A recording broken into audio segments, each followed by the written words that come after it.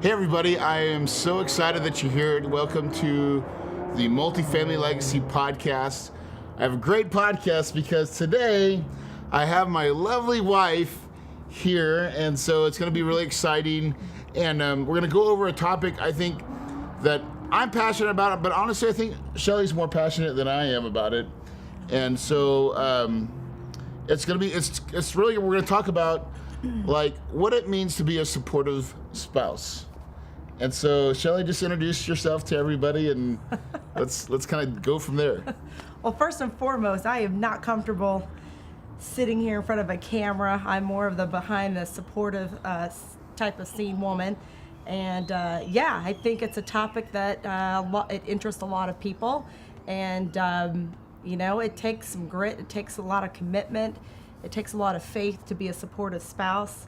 But boy, I'm sure glad that I stuck it out with this guy. But let's get into some details, right? Let's talk about, okay, remember when I got fired from Edward Jones, right? Yes. And that was a very vivid memory for me.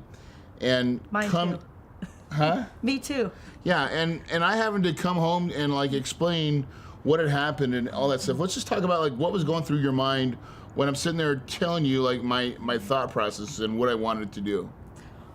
Well, initially I thought, oh, geez, okay, what are we gonna do? Corey doesn't have a job, now I'm the sole provider, taking care of 2 kids and the family, big mortgage. And I think initially any woman's reaction is going to be panic, oh crap mode. But after listening to you spill out your guts and your heart and where your mind and your thought process was at, there's no way I could have turned that down and say, not go for it. Because I knew that if you were that passionate and you had that much drive behind your belief and your ideas, I knew that you were going to do well. I had no doubt in my mind that you were going to kill it.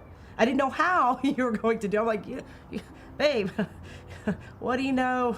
We've done a couple of fix and flips. Well, you know, how's this going to be different? I'm getting eaten by mosquitoes, honey. Yep, that's fine. All right, so I get that part.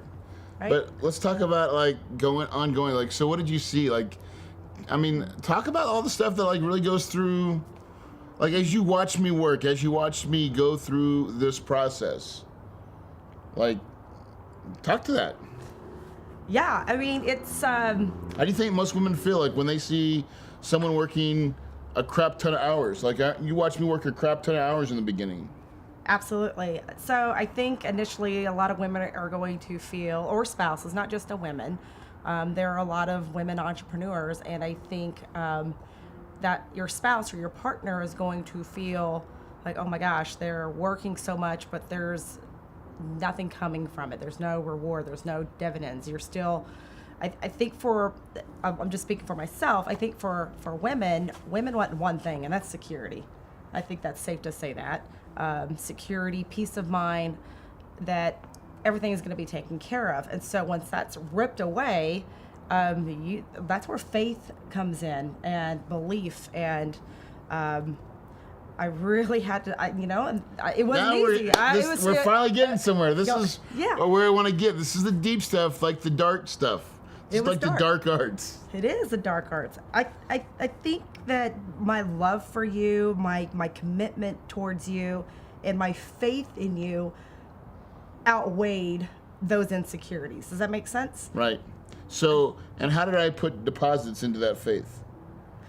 Well, you sing me my song every now No, and then. we're not talking about a song.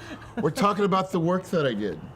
Yeah. I mean, honestly, listen, if I wasn't out there working, right? This is that, like, there's your version and my version, right? Your version is probably always right, but my version is this.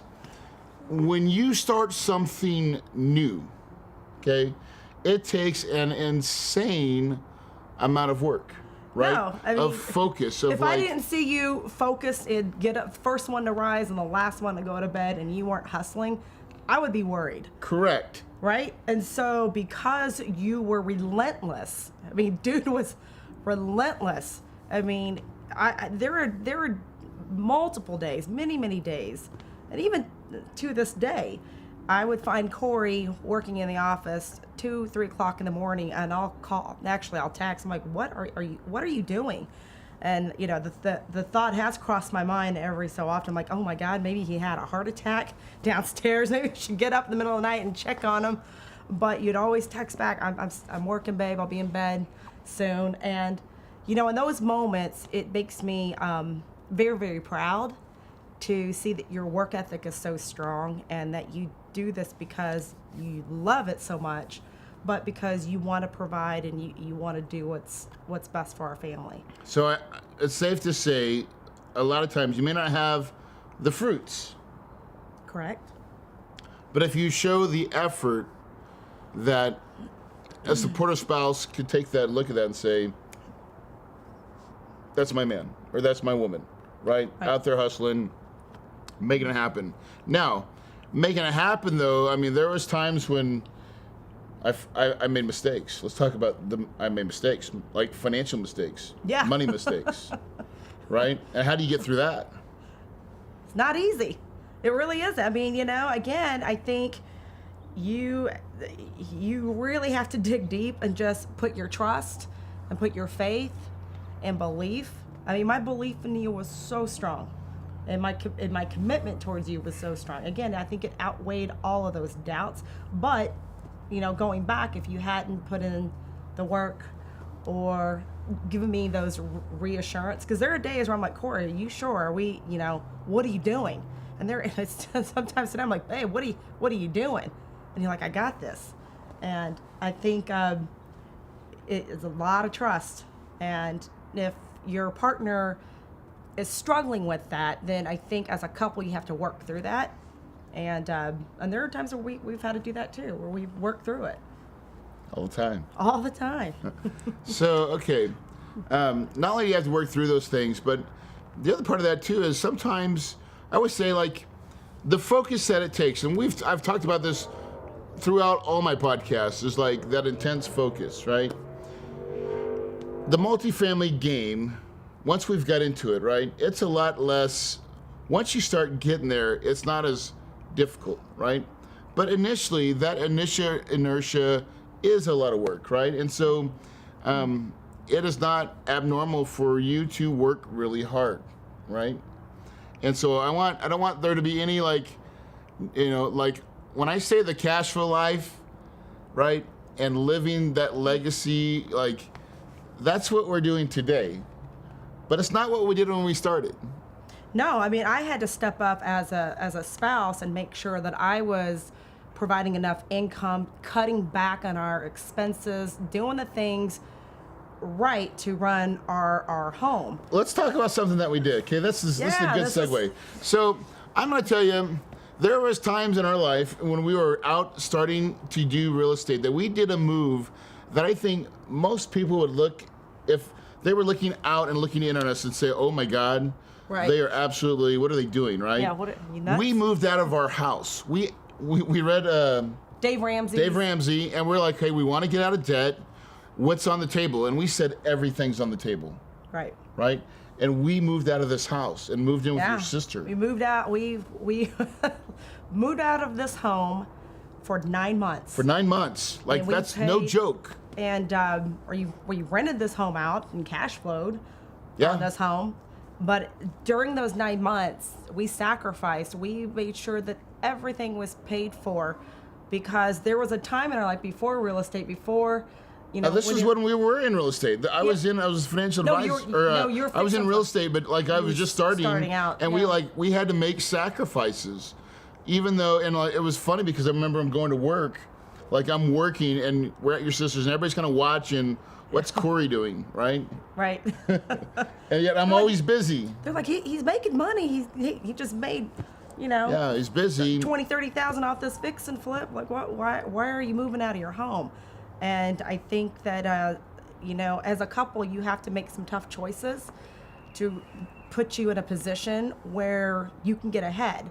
And it wasn't easy. Luckily, we have family support, which was, God bless my sister and that side of my family. They're awesome. And you know what?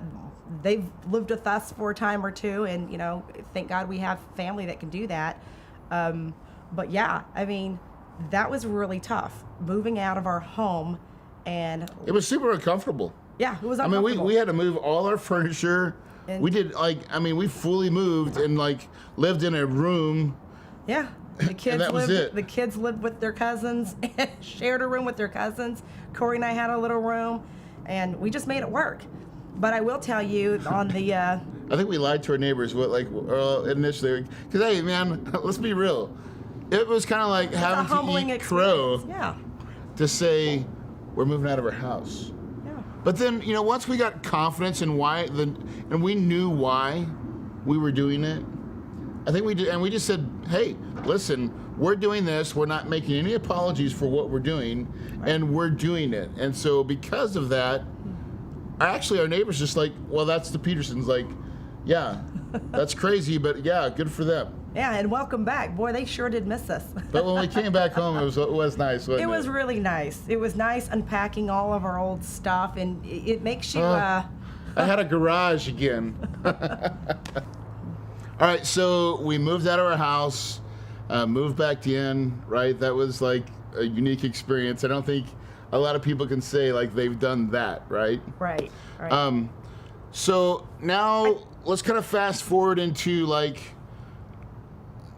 there's a special date in my mind, and it's one that I've always promised would always happen. Can we talk about that for a minute? Sure. I knew it was coming. I think going back in that moment, we were going to do whatever it takes to get ahead and be successful. And that was one step. But Corey kept growing his business and was just killing it in real estate. And he always told me, this is so funny, because I've been in corporate America, corporate sales for the past 20 years, and I was getting really tired of the corporate life. I was getting tired of the traveling, and I was making great money, great benefits, but I was tired all the time. I was missing my kids. I was missing Corey. It really, really sucked when these guys would go on vacations without me. I would literally have to fly back so I can get back to work. And, the kids and Corey were taking multiple vacations, and I'm worried about how much PTO time I had left. And so Corey says, there's going to be a day where I'm going to retire you. And I think I said almost every day or every year you for put a time. You said 3 or 4 years. Yeah, 2 years I'm going to retire. In 2 years I'm going to retire. And guess what? He did it in 3. Yeah, so it took 3. So it took 3. But I never said it. I was going to say I'm going to retire you next year. Yeah, every year. Yeah, next year I'm retiring you. Next year I'm retiring you. On the 3rd year, I got it right. In the 3rd year, it finally came, and man, I can't tell you how much my life has changed. It's a little odd being at home, being a kind of a being home with the kids all the time. I can see why some stay-at-home moms go a little stir crazy because their kids drive them nuts. But it is a blessing to be able to take my kids to soccer practice, hockey practice. The best benefit of all is traveling with this guy and really meeting all of his network of friends in the real estate game. And I'm sure you guys are watching this. I probably met you at some point, and hello. But it's been an absolute joy and a blessing just to be able to, we're going to Hawaii this Friday. Yeah, so here's like for me, like when I think about like that point in time where I was able to, it was about 2 years ago. 2 years ago, was able to allow you to quit your job and really not worry about that part of life anymore. And what it did for me though, that's something that was always a big goal of mine. I know now my wife is a corporate woman that loves to work. She's a very high achiever. Was always been ranked number 1 or 2 in her sales job. Then she became a sales manager, managed like 12 reps across the West Regional. And there was a time it didn't become fun as much for her. And so when the opportune time came for her to let go of that, what a blessing. And then also for me, the blessing was, the one thing I can say about my wife, Shelley, is that she's been my biggest cheerleader. And I don't want to undervalue that at all, because I think what lots of people, entrepreneurs, what they need at home is like a base that's safe, that is not going to nitpick them, that it's not going to chastise them, belittle them, poo-poo on any of their dreams or goals or anything that's negative. Shelley has never done that to me, right? She's always been my biggest cheerleader. And so I always felt safe at home, that I could share with, now sometimes she's like, "Man, that's crazy," right? That's crazy. But you'd never be like, "Oh, you can't do that." Right. You would never say that to me. I'd right? say find a way to win. Giddy up. And so, because a lot of times, like, when you have a dream, it's like a little baby, egg or plant that wants to grow. And man, if anything negative happens to it, it really shatters it and stigmatizes it. It won't grow and blossom. And you never did that. And I got to tell you, that's one of the key components, I think, of, in my mind, what a supportive spouse does for you is gives you that comfort level. And it's your partner, but also you were real with me a lot of times too. Right.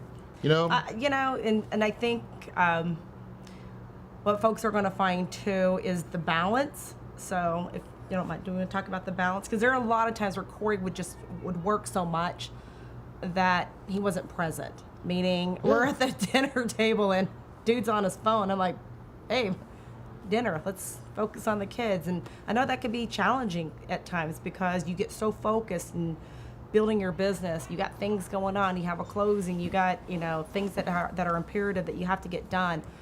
But it's also important to make sure that you take a step back, listen to your partner, and say, "Hey, you're right." So here's the thing. I think when I look back, we've talked about this, about when I was doing the hustle and grind of fix and flip. I mean, I was an absolute mess. Yes. And there was times where I'm like, always, this stupid thing right here, I'm glued to it. Sometimes I'm glued to it too much now, right? I try, like, this is my Achilles. But, I was like super extreme at that point. And not only just that, but all aspects of my time. Mm-hmm. Yeah. It got so bad where I'm missing my kids' Connor's games. Right. And I felt like a wreck. And really, I think that's why we transitioned into multifamily. Right. And once I knew that multifamily, like the whole lifestyle it provides, that cash flow life, it's a little different. Yeah. We can actually go on vacations and he doesn't take his laptop. Right?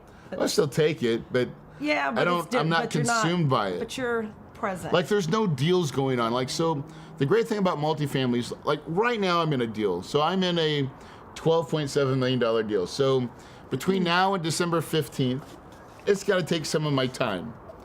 Not stupid, crazy amounts of time like fix and flip, but there's sometimes like, "Hey, I've got to go print some documents and it's got to get done today," right? Yeah. But that's different between like waking up at 7 o'clock in the morning and getting my truck and being gone all day. Right. To come home and be like, "Oh, now I got to get on the computer all day and all night." Right. And then wake up and do it again the next day. Nope. Oh, man. He gets to get up in the morning and work out with me doing bar. He's the only guy in our class. Let's not talk about that's pure in ballet. Let's not talk about my tight tights. Babe, everybody likes your tight tights. You go with my ballerina? Yes, hold the position. Okay. No one needs that visual. Gosh darn. All right. It's hot. So the last part I want to talk about is really something that we do really well, I think, and is our communication and like just the story at church today. Like we're talking about today about like the different stages you go through in marriage, right? Right. And like that first stage, he talked about like what was it? The dating? Romance. The romance stage. The romance stage. And I'm sitting there, as he's sitting there thinking about it, I'm like, man, I got to get more intentional on that romance stage, right? Sometimes you drive, but like that's the stage when you're first like getting together and it's all new and like there's nothing that you won't do. Right. There's no amount of miles that you won't drive just to go spend an hour, right? Or two, or whatever. Like I remember you spent when I drove to Dallas. 5 hours. When I drove to Dallas and said I was Just on to my see way. me. I know. But that's something we've always done well together. I think we've always been able to communicate really well. Yep. And we've tried to play volleyball or Right. we've not tried to like slam ball. No, Sometimes I we play think you slam have ball, to but we choose try your to- words carefully, temper your words, and I'm Asian, so I get a little hot-headed sometimes, and I have to be careful with what I say or do because I get real quick to anger sometimes. Yeah. I would never say that. I mean, that's not the Shelley that I know. Anybody that knows me, they're like, oh yeah. We're just supposed to here to tell about all your good stuff, honey. I know. Well, I all my can't good be things. perfect. I can't be perfect. Oh my gosh, yes we can. We can be. Corey's a great partner because if I get a little agitated, you know what he tells me? Baby, find your zen. Find your zen. No, But the moral of the story is this, right? For people that are out there watching this podcast or listening to the podcast or watching it on YouTube or whatever, is that, entrepreneurship is a total different ball game than like having a job every day, going to work. And it requires I think a special support staff. And that really starts with the spouse, whether it's your husband or wife. I just don't ever want to underestimate that power of that person, of what they can do. And for me, I always say, like, I was a very, very rough. I mean, I may have been a lump of coal, right? I was a used car salesman, okay, when I first met my wife.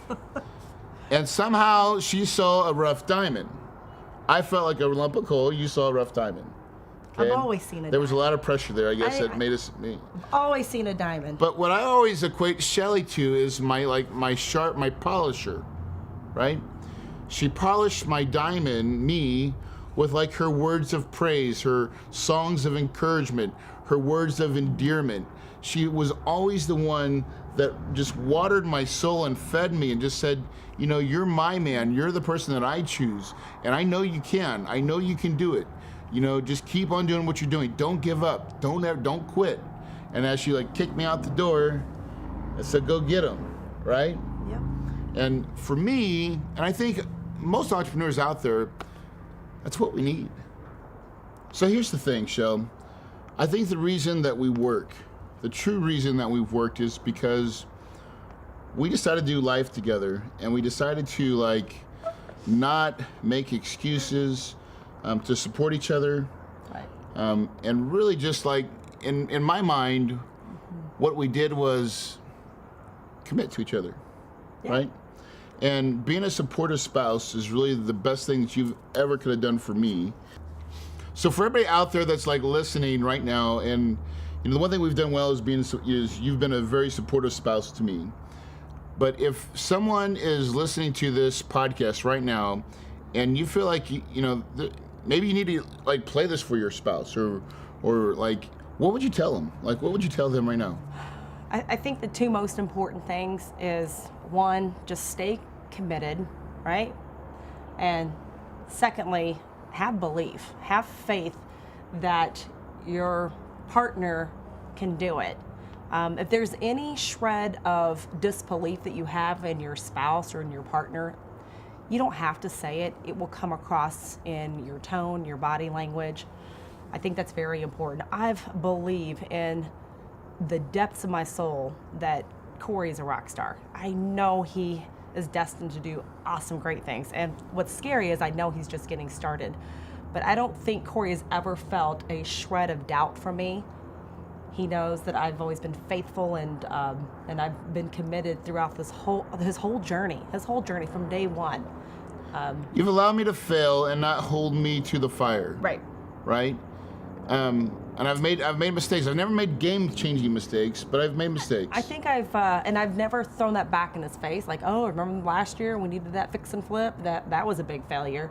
We just moved on. It's we've learned from mistakes in the business, and we're all right, we'll do that again. And you just keep moving forward. You just find a way to make it work, to find a way to win, and just stay committed and have faith and belief. Yeah. I think those are probably the two big key takeaways that I can give to you folks out there. But I'll tell you what, it's been a fun journey, and I'm just grateful to be a part of it. It has been, huh? Yeah. Yeah, who would ever thought, like, so in 2000 and what, is it maybe 3? That's when we first went to Hawaii. Yep. That's where I came up with the big Kahuna concept. Yep. And, you know, my mom had invited us, my girlfriend at the time, right? To go to Hawaii for Thanksgiving. Yep. And great Thanksgiving. I mean, I remember going on that beach for the first time, watching that sun come up. Remember that? It was incredible. And like we're walking this cove, and there's like a freshwater spring that goes from the mountains into the ocean. We're like, oh my gosh! I remember that woman that was right there doing like Tai Chi or something, yoga right? And Tai Chi. And the sun's coming up, and there's a bunch of waves, and they're like, it's like glittering in the sunset. It was like in that moment, you think, yeah, people actually live like this. It was like magical. I'll never forget it. Right? It was like magical, and it was like, wait a second. Let's look, and then also like you pivot, and like that's Bruce, right? I call him Bruce Wayne. He's not Batman, but he was loaded. Yeah. And like, I remember just vividly saying like, "What do you do? What does he do?" Right. And when he said real estate, that like, I mean, we left that island thinking, man, he's the big Kahuna. Right. And I knew right there that he gave me the perfect vision of what success in real estate looks like: time and money. See, most people only have one. Very few have both. And when I found that, like, to get time and money, what's the easiest path or the easiest way to get there? 90% of the time, for most people, the easiest path is real estate. But it's not fix and flip. It's not wholesale. Those can make you livings. It's made us a pretty good living. Yeah. But it never made us wealthy beyond measure. Wealthy beyond measure is when you have a cup, and no matter what you do with the cup, it still gets filled up, right? With money, right? That's called cash flow. And that was the true source of Bruce's wealth, is not that he was working for it. Right. He'd set himself up where money was coming up and filling his cup, regardless of what he did. Right. And so many investors fall victim to watching TV and finding that that's what success is supposed to be. You are one of them. I'm here to tell you it's not. Robert Kiyosaki wrote that book that most investors have read, Rich Dad, Poor Dad. Robert never talked about fix and flip. No. He was always in it for the long play. He always talked about cash flow. And a lot of us have become traders with a D, because we're not investors, we're actual traders. But it feels like a T. A trader to the cause, a trader to your craft, which was you wanted to become an investor, right?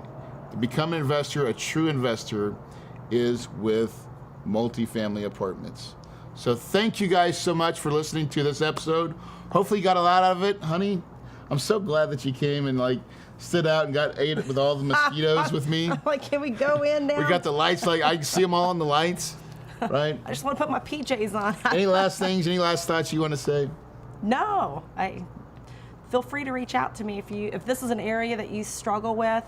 Please put your comments, let me know, and I'll be happy to help any way that I can. Rock and roll. Honey, you're awesome. Give me a kiss.